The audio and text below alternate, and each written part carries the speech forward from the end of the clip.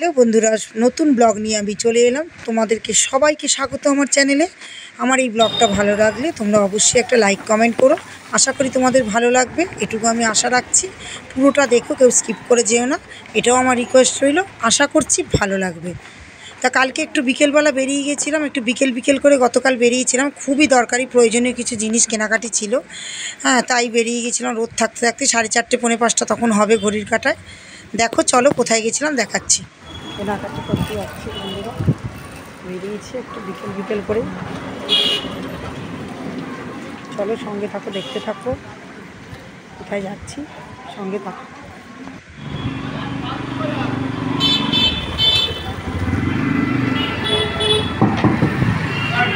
প্রথমে ঠিক করেছিলাম যে একটু ভি মার্টেই যাবো। আমাদের এখানে ভি মার্ট আছে, মোটামুটি ভালোই জিনিসপত্র, খুব একটা যে খারাপ তা না। তা ওইখানেই ফার্স্টে আমরা যাব বলে ঠিক করলাম। আমি আর ছেলে আগে বেরিয়েছি, তারপর কর্তা পরে এসেছে, পেছনে আমাদেরকে এসে যোগদান করেছে আমাদের সাথেই। দেখো ভি মার্টে ঢুকছি, কিছু কেনাকাটি করার উদ্দেশ্য নিয়েই ঢুকেছি, কিন্তু খুব যে একটা বেশি কিছু কেনাকাটি করেছি এখান থেকে তা নয়।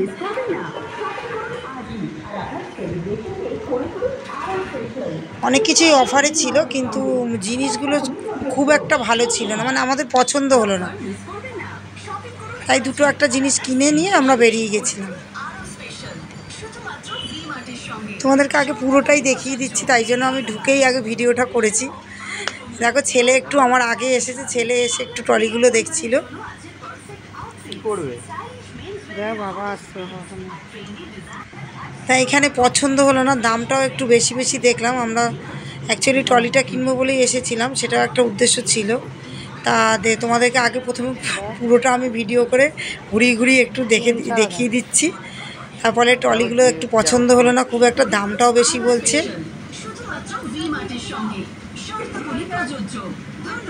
ট্রলির ওখান থেকে এসে আবার এই জামা কাপড়ের দিকে চলে এলাম। ছেলেকে বললাম থাক, ট্রলিটা অন্য জায়গা থেকেই কিনবো। তাই এইখানে চলে এলাম ছেলের ফর্মাল জামা প্যান্ট দেখতে। তাই এখানে তো সবই তো মানে একটু স্ট্রাইকের মধ্যে জামা ছাপা এইসবই,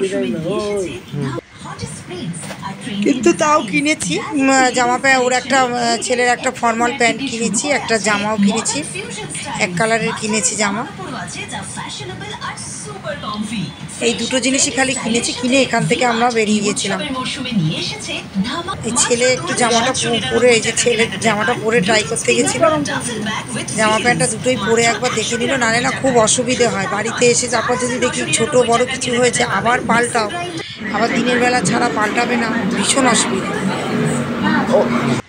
কেনাকাটি হয়ে গেছে, ওই শুধু ছেলে জামা প্যান্টটাই কিনেছি, ট্রলি ব্যাগটা কিনিনি। ওটা অন্য জায়গা থেকে কিনবো বলে আর কি আমরা আর এখান থেকে স্টে করিনি, বেরিয়ে গেছি।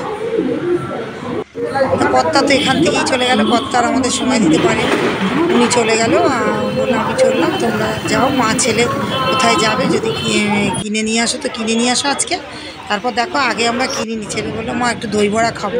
চলে এলাম দই বড়ার দোকানে। এই দোকানে দই বড়া, ইডলি, ধোসা দারুণ খেতে, মানে এইখানে এলে এই দোকানে আমরা খাবোই।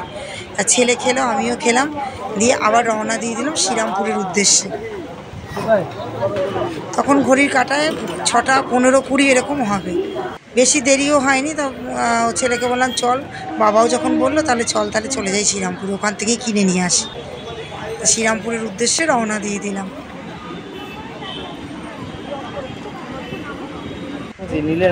শ্রীরামপুরে একটু দোকানটা অনেকগুলো রয়েছে, এবার হাতে তো অনেক টাইম। বর বলল যে আমি যেতে 8টা হবে, তা 8টা, এবার এইটুকু গ্যাপটায় আমরা কি করব। রাস্তাতেই ঠিক করলাম যে ছেলের বন্ধুর মা অসুস্থ, তা চলে গেলাম ওর বন্ধুর মাকে দেখতে, ওইখানেই কাছাকাছি, স্টেশনের কাছাকাছি। অতক্ষণ ধরে আর কোথায় ঘুরবো, তাও বড়ও আসবে সেই 8টার সময়।